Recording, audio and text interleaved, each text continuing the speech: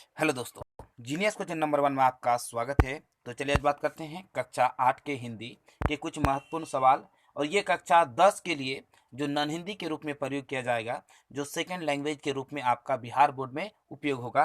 तो चलिए समझते हैं। आज हम बात करेंगे 1 से लेकर 50 तक का सवाल। आपको कितना सही आप बना पाते हैं, आप कमेंट सेक्शन में जरूर बताइएगा। तो चलिए स्टार्ट करते हैं आज का सेशन। देखिए पहला सवाल क्या कहता है कि वीर भीड़ में क्या नहीं दिखाते। ए वीरता, बी मर्दानगी, सी कला कौशल या डी चंचलता। आपको बताना इसका राइट आंसर क्या हो जाएगा।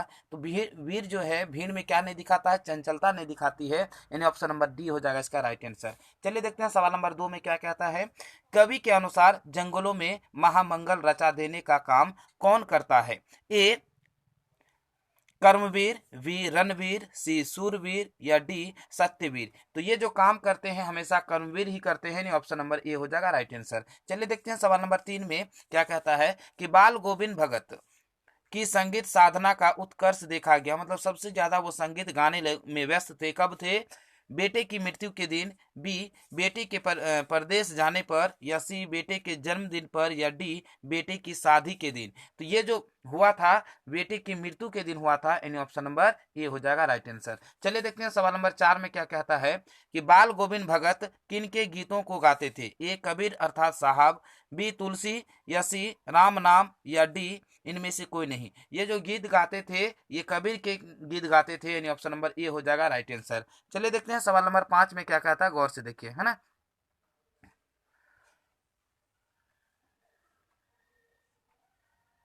जो कुछ खेत में पैदा होता सिर पर लाद कर पहले बाल गोविंद भगत कहाँ ले जाते थे। ए जमींदार के दरबार में, बी कबीर दरबार में, यानी सी साहब के दरबार में, या डी अपने घर। वो जो भी होता था वो साहब के दरबार में लेके जाते थे, यानी ऑप्शन नंबर सी हो जाएगा राइट आंसर। चलिए देखते हैं सवाल नंबर 6 क्या कहता है। हुंडरू का पानी डॉट डॉट की तरह चक्कर काटता है। ए बिल्ली, बी चूहा, सी नेवला, या डी सांप। ये जो काटता है किसके तरह, सांप के तरह। ऑप्शन नंबर डी हो जाएगा राइट आंसर। चलिए देखते हैं सवाल नंबर 7। स्वर्ण रेखा नदी के उद्गम स्थान से कितना मील आगे आकर हुंडरू का झरना है। ए 20 मील, बी 50 मील, सी 60 मील, या डी 100 मील। तो ये जो है 50 मील की दूरी पर है, यानी ऑप्शन नंबर बी हो जाएगा राइट आंसर। चलिए देखते हैं सवाल नंबर 8 में क्या कहता है, गौर से देखिए, ठीक है। हुंडरू का जलप्रपात पहाड़ में जलप्रपात के साथ किसके सुंदरता का वर्णन है। ए पहाड़, बी सॉरी पहाड़ नहीं पाठ होगा, यहाँ पे मिस्टेक कर दिए, पाठ होगा, है ना। बी नदी, सी जंगल, या डी उपयुक्त सभी। तो यहाँ पे राइट आंसर हो जाएगा क्या, उपयुक्त सभी, यानी सभी उसका क्या करता है, शोभा बढ़ाता है। तो चलते हैं सवाल नंबर 9 में क्या कहता है, गौर से देखिए क्या कहता है। गिरेंगे जुल्म के महल बनेंगे फिर नवीन घर, अगर कहीं है स्वर्ग तो उतार ला जमीन पर। ये पंक्ति किस कविता की है। ए कर्मवीर, बी कबीर के दोहे, सी बच्चे की दुआ, या डी तू जिंदा है तो ये जो है कविता है आपका किसका शीर्षक है वो क्या है, तू जिंदा है तो जिंदगी की जीत में यकीन कर, यानी ऑप्शन नंबर डी। चलिए देखते हैं सवाल नंबर 10 में क्या कहता है। बुरी है आग पेट की, बुरे हैं दिल डॉट डॉट, ये ना दब सकेंगे एक दिन बनेंगे इनकलाब। ए आग, बी बाग, सी हार, या डी दाग। तो इसका राइट आंसर हो जाएगा दाग। वहां पे क्या हो जाएगा, दिल के दाग, है ना। चलिए देखते हैं सवाल नंबर 11 क्या कहता है, गौर से देखिए, ठीक है। 11 में आपका महमूद कौन सा खिलौना खरीदता है। ए भिश्ती, बी गुजरिया, सी साधु, है ना, या डी सिपाही। तो महमूद जो खरीदता है वो क्या खरीदता है आपका, वो सिपाही खरीदता है, ऑप्शन नंबर डी इसका राइट आंसर। चलिए देखते हैं सवाल नंबर 12 में क्या कहता है। गांव से ईदगाह कितनी कोस दूर था। ए 2 कोस, बी 3 कोस, या सी 4 कोस, या डी 5 कोस। तो ईदगाह की जो दूरी थी वो 3 कोस थी, यानी ऑप्शन नंबर बी हो जाएगा राइट आंसर। चलिए देखते हैं सवाल नंबर 13 में क्या कहता है, गौर से देखिए, ठीक है। कितना नंबर, 13। देखिए 13 नंबर में क्या कहता है कि हामिद ने अपराधी भाव से कहा, तुम्हारी उंगलियां तवे से जल जाती थी इसलिए मैंने इसे ले लिया। उपयुक्त गद्यांश किस पाठ से लिया गया है। ये जो गद्यांश लिया गया है वो किससे लिया गया है। ए ईदगाह, बी ठेस, सी दीदी की डायरी, या डी हौसले की उड़ान। तो ये हो जाएगा, ये जो पाठ, ये जो वाक्य लिया गया है, गद्यांश लिया गया है, ईदगाह पाठ से लिया गया है, ऑप्शन नंबर ए हो जाएगा राइट आंसर। चलिए देखते हैं सवाल नंबर 14 में क्या कहता है। चौ का उच्चारण स्थान डॉट डॉट है। ए तालु, बी कंठ, सी मूर्धा, या डी दांत। यानी यहाँ पे दांत जिसको बोलते हैं ये किससे लिया गया है आपको बताना है 14 नंबर का। तो ये जो तालु से लिया जाता है चौ, यानी ऑप्शन नंबर ए हो जाएगा राइट आंसर। चलिए देखते हैं सवाल नंबर 15 में क्या कहता है, निम्न में कौन शब्द देशज नहीं है? ए लोटा, बी पगड़ी, सी स्टेशन या डी खिचड़ी। देशज मतलब अपना देश का नहीं है, तो ये जो आपका स्टेशन हो जाएगा ये इंग्लिश वर्ड है ना, तो ये क्या हो जाएगा, देशज नहीं है। चलिए देखते हैं सवाल नंबर 16, तेल डॉट डॉट वाचक संज्ञा है। तेल किस प्रकार का वाचक संज्ञा है आपको बताना है। ए भाववाचक, बी व्यक्तिवाचक, सी द्रव्यवाचक या डी समूहवाचक। यानी तेल जो है आपके किसके अंतर्गत आते हैं, ये द्रव्यवाचक यानी ये द्रव्य है, ऑप्शन नंबर सी हो जाएगा राइट आंसर। चलिए देखते हैं सवाल नंबर 17 क्या कहता है, वह जा रहा है वाक्य में वह कौन सा सर्वनाम है? ए निश्चयवाचक सर्वनाम, बी अनिश्चयवाचक सर्वनाम या सी निजवाचक सर्वनाम या डी प्रश्नवाचक सर्वनाम। आपको बताना है 17 का क्या हो जाएगा आंसर, तो ये क्या हो जाएगा, निजवाचक सर्वनाम सॉरी निश्चयवाचक सर्वनाम, यानी ऑप्शन नंबर ए हो जाएगा राइट आंसर। चलिए देखते हैं सवाल नंबर 18 में क्या कहता है, गौर से देखिए, है ना। गंगा गंगोत्री से निकलती है, इस वाक्य में से किस कारक की विभक्ति है? ए करण कारक कारक, बी अपादान कारक, सी संप्रदान कारक या डी कर्म कारक। आपको बताना है इसका राइट आंसर क्या हो जाएगा 18 का, तो 18 का क्या हो जाएगा आपका अपादान कारक, यानी ऑप्शन नंबर बी हो जाएगा राइट आंसर। चलिए देखते हैं सवाल नंबर 19 में क्या कहता है, धर्म का विशेषण डॉट डॉट है। ए धर्मी, बी धार्मिक, सी धर्मा या डी इनमें से कोई नहीं। यानी धर्म का जो विशेषण है धार्मिक होता है, यानी ऑप्शन नंबर बी हो जाएगा राइट आंसर। चलिए देखते हैं सवाल नंबर 20 में क्या कहता है, वह आता है तो मैं जाता, वाक्य की क्रिया किस काल की है? ए आसन्न भूत, बी संदिग्ध भूत या सी हेतु हेतु मत भूत या हेतु हेतु मत भूत या डी अपूर्ण भूत। ये जो वाक्य है ये किस काल का है आपको बताना है, तो ये हेतु हेतु मत भूत का, यानी ऑप्शन नंबर सी हो जाएगा राइट आंसर। चलिए देखते हैं सवाल नंबर 21 का, कितना 21 का सवाल देखते हैं, जू कौन लिंग है? जू जो है कौन सा लिंग है आपको बताना है। ए स्त्रीलिंग पुल्लिंग, बी उभयलिंग या सी स्त्रीलिंग या डी इनमें से कोई नहीं। जू जो है आपका कौन सा लिंग है, ये आपका स्त्रीलिंग है, ऑप्शन नंबर सी हो जाएगा राइट आंसर। चलिए देखते हैं सवाल नंबर 22 में क्या कहता है, गौर से देखिए, मन में ठान लेना मुहावरे का अर्थ है। मन ही मन गुनगुनाना, बी गुलजार करना, सी पक्का विचार करना या डी मन ही मन खुश होना। आपको बताना है इसका राइट आंसर क्या हो जाएगा 22 का, है ना। तो 22 का जो राइट आंसर हो जाएगा आपका क्या, पक्का विचार करना, ऑप्शन नंबर सी हो जाएगा राइट आंसर। चलिए देखते हैं सवाल नंबर 23 में क्या कहता है, कलम तोड़ना मुहावरा का अर्थ बतावे। ए सही न लिखना, बी अच्छा लिखना, सी ज्यादा लिखना या डी बेकार लिखकर प्रयासित करना। आपको बताना है इसका राइट आंसर क्या हो जाएगा, तो यहाँ पे क्या हो जाएगा, अच्छा लिखना मतलब कलम तोड़ना नहीं होता, कलम तोड़ के लिख के आए, ये जो वाक्य बताते हैं, है ना। चलिए देखते हैं सवाल नंबर 24 में क्या कहता है, इत्यादि का संधि विच्छेद है।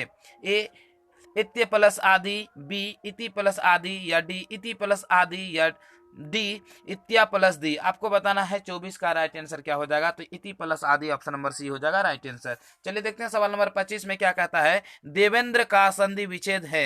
ए देव प्लस इंद्र, बी देव प्लस इंद्र या सी देवा प्लस इंद्र या डी देवे प्लस इंद्र। यानी 25 नंबर का आपका क्या हो जाएगा, Dev plus Indra, option number B हो जाएगा राइट आंसर। चलिए देखते हैं सवाल नंबर 26 में क्या कहता है, गौर से देखिएगा, ठीक है।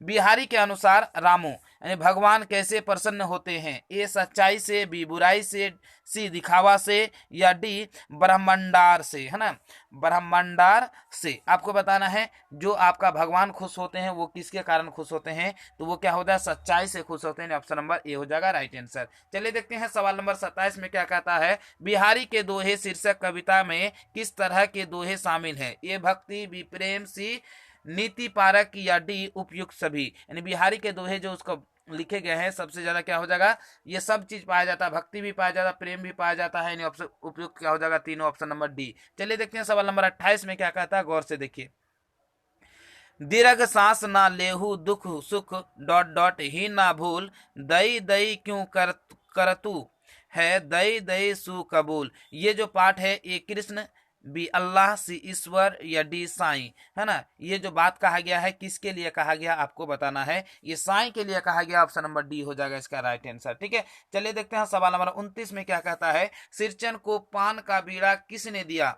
ए लेखक, बी लेखक की माँ, सी मझली चाची, या डी मानू दीदी। पान की बीड़ा जो दिया था वो मानू दीदी ने दी थी। ऑप्शन नंबर डी हो जाएगा राइट आंसर। चलिए देखते हैं सवाल नंबर 30 में क्या कहता है, गौर से देखिए। ठेस, ठेस एक है क्या? ए कविता, बी कविता न कहानी, ए बी कविता, सी रेखा चित्र, या डी जीवनी। ठेस आपका क्या है, किसके अंतर्गत आते हैं? तो ये कहानी के अंतर्गत आते हैं। ऑप्शन नंबर ए हो जाएगा राइट आंसर। चलिए देखते हैं सवाल नंबर 31 में क्या कहता है। किसकी मड़ैया के पास बड़े बड़े बाबू लोगों की सवारियां आंधी रहती है, मतलब बांधी रहती थी? ए ललन पटवारी की मड़ैया के पास, बी मज्जू महाजन के मड़ैया के पास, सी सिरचन के मड़ैया के पास, या डी बिरजू के मड़ैया के पास। ये जो होते थे किसके पास? सिरचन के पास, जब उसका नाम ज्यादा चलता था, ज्यादा अच्छे से काम करते थे। चलिए देखते हैं सवाल नंबर 32 में क्या कहता है। पहले ऐसा जानती कि मोहर छाप वाली धोती देने से ही अच्छा चीज बनती है, तो मैं भाई तो भैया को खबर भेज देती। किसने कहा? ए बड़ी भाभी, बी मझली भाभी, सी छोटी भाभी, या डी बड़ी चाची ने कहा। ये जो बात कही थी किसने कही थी? आपका मझली भाभी ने। ऑप्शन नंबर बी हो जाएगा राइट आंसर। चलिए देखते हैं सवाल नंबर 33 में क्या कहता है। नेक का अर्थ है, नेक का अर्थ क्या है? ए अच्छा, बी बुरा, सी व्यवहार, या डी इनमें से कोई नहीं। यानी आपको बताना है 33 का क्या हो जाएगा। ये नेक का अर्थ होता है अच्छाई, यानी ऑप्शन नंबर ए हो जाएगा राइट आंसर। चलिए देखते हैं सवाल नंबर 34 में क्या कहता है, गौर से देखिए। ठीक है, बच्चे की दुआ कविता में कवि किन चीजों की चाह रख रहा है?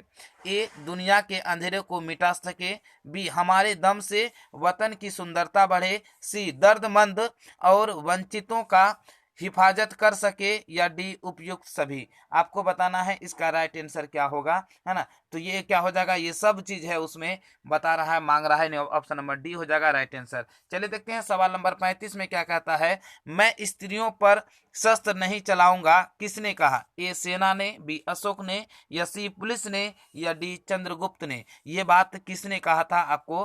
तो ये कहा था किसने? अशोक ने, यानी 35 नंबर का बी हो जाएगा इसका राइट आंसर। ठीक है, तो देखते हैं सवाल नंबर 36। 4 साल चला, ए कलिंग का युद्ध, बी बक्सर का युद्ध, सी प्लासी का युद्ध, या डी इनमें से कोई नहीं। तो यहाँ इस किताब में जो जिक्र हुआ वो कलिंग का युद्ध हुआ था, यानी ऑप्शन नंबर ए हो जाएगा राइट आंसर 36 का। चलिए देखते हैं सवाल नंबर 37 में क्या कहता है, गौर से देखिए, है ना। कलिंग दुर्ग खुलने पर किसकी सेना बाहर निकलती है? ए पुरुषों की, बी स्त्रियों की, सी यक्षों की, या डी किन्नरों की। तो जैसे कलिंग का खुलता है तो स्त्रियों की सेना निकलती है, ऑप्शन नंबर बी हो जाएगा इसका राइट आंसर। चलिए देखते हैं सवाल नंबर 38 क्या कहता है। अशोक ने बौद्ध भिक्षु के सामने किस बात की प्रतिज्ञा की थी? ए अहिंसा ही मेरा धर्म होगा, बी गाली नहीं दूंगा, सी झगड़ा नहीं करूंगा, या डी चोरी नहीं करूंगा। ये जो बात कहा था इसमें से कौन सा बात उसने कहा था? तो उसने कहा था अहिंसा ही मेरा धर्म होगा। ऑप्शन नंबर ए हो जाएगा राइट आंसर। चलिए देखते हैं सवाल नंबर 39 में क्या कहता है। ईर्ष्या को क्या कहा गया?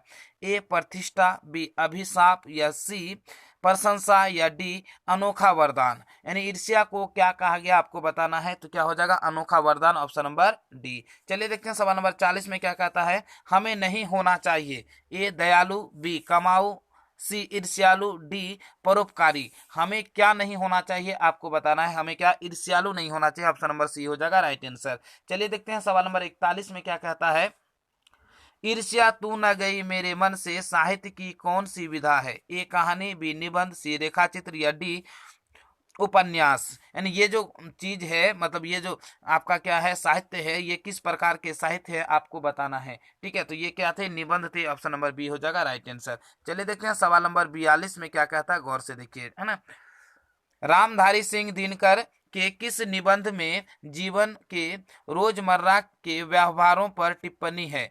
ए अशोक का शस्त्र त्याग, बी विक्रमशिला, या सी ईर्ष्या तू न गई मेरे मन से, या डी हौसले की उड़ान। मतलब रामधारी सिंह जो लेखक हैं उन्होंने क्या लिखा था आपके पाठ में आपको बताना है। तो उन्होंने लिखा था क्या, ईर्ष्या तू न गई मेरे मन से, यानी ऑप्शन नंबर सी हो जाएगा राइट आंसर। देखते हैं सवाल नंबर 43 क्या कहता है, कबीर के पद के रचनाकार कौन है? ए शंकर शैलेंद्र, बी नरोत्तम दास, या सी अरुण कमल, या डी कबीरदास। आपको बताना है इसका राइट आंसर क्या होगा, कबीर के पद का रचनाकार कौन है ना। तो कबीर के पद के जो रचनाकार हैं वो कबीरदास हैं। क्या हो जाएगा, ऑप्शन नंबर डी हो जाएगा राइट आंसर। चलिए देखते हैं सवाल नंबर 44 क्या कहता है, मोको का अर्थ है, ए उसका, बी इसका, सी मुझको, या डी तुमको। यानी मोको का जो अर्थ लिया गया है मुझको का लिया गया है, ऑप्शन नंबर सी हो जाएगा राइट आंसर। चलिए देखते हैं सवाल नंबर 45 में क्या कहता है, गौर से देखिए, है ना। किन के कविताओं में सच से सीधे साक्षात्कार अर्थात आंखें देखी की प्रस्तावना है? ए बिहारी, बी मोहम्मद इकबाल, सी कबीर, या डी दिनकर। ये जो वाक्य लिया गया है ये किसके कविता से लिया गया है 45 का? तो ये कबीर ने कहा था। क्या कहना, वो बोलता है कि हमें आंखें देखी पे ही विश्वास होता है, ऑप्शन नंबर सी हो जाएगा राइट आंसर। देखते हैं सवाल नंबर 46, 10,000 छात्र और 1,000 अध्यापक कहाँ थे? ए तक्षशिला विश्वविद्यालय, बी नालंदा विश्वविद्यालय, सी विक्रमशिला विश्वविद्यालय, या डी पटना विश्वविद्यालय। ये क्या थे, विक्रमशिला पे थे, ऑप्शन नंबर सी हो जाएगा इसका राइट आंसर। चलिए देखते हैं सवाल नंबर 47 में क्या कहता है, विक्रमशिला में कितने अध्यापक रहते थे? ए 500, बी 1,000, सी 1,500, या डी 2,000। अध्यापक की संख्या कितनी थी? तो 1,000 थी, ऑप्शन नंबर बी हो जाएगा राइट आंसर। चलिए देखते हैं सवाल नंबर 48 क्या कहता है, गौर से देखिए, ठीक है। आर्यभट्ट किस क्षेत्र में विश्व प्रसिद्ध हैं? ए खगोल विद्या, बी चिकित्सा, या सी तंत्र विद्या, डी धर्म विद्या। आपको बताना है किस में वो फेमस थे, है ना, 48 का। तो ये क्या हो जाएगा, खगोल विद्या में फेमस थे, ऑप्शन नंबर ए हो जाएगा। चलिए देखते हैं सवाल नंबर 49 में, भारत की अस्मिता का अभेद्य कवच किसे कहा गया? ए विक्रमशिला विश्वविद्यालय को, बी मगध विश्वविद्यालय को, सी रांची विश्वविद्यालय को, या डी दिल्ली विश्वविद्यालय को। ये जो कहा गया किसको, विक्रमशिला विश्वविद्यालय को, ऑप्शन नंबर ए हो जाएगा राइट आंसर। चलिए देखते हैं सवाल नंबर 50 में क्या कहता है, सत्य के प्रयोग पुस्तक के रचयिता कौन है? ए लाल बहादुर शास्त्री, बी महात्मा गांधी, सी पंडित जवाहरलाल नेहरू, या डी राजेंद्र प्रसाद। सत्य के प्रयोग, है ना, सत्य के प्रयोग, इसके जो रचयिता हैं वो कौन है आपको बताना है। तो इसका रचयिता कौन है, महात्मा गांधी। तो इस तरह से हमारा 50 सवाल समाप्त होता है। यदि आपको हमारा वीडियो पसंद आए तो लाइक करें और ज़्यादा से ज़्यादा लोगों तक शेयर करें। हाँ, अगर आप हमारे चैनल में नए हैं तो सब्सक्राइब करना ना भूलें और बगल में जो बेल आइकन है उसे जरूर दबाएं, ताकि जब भी हम वीडियो बनाएं सबसे पहले नोटिफिकेशन आप तक जरूर पहुंचे। तो चलिए आज यहीं पर अपना वीडियो करते हैं समाप्त। जय हिंद।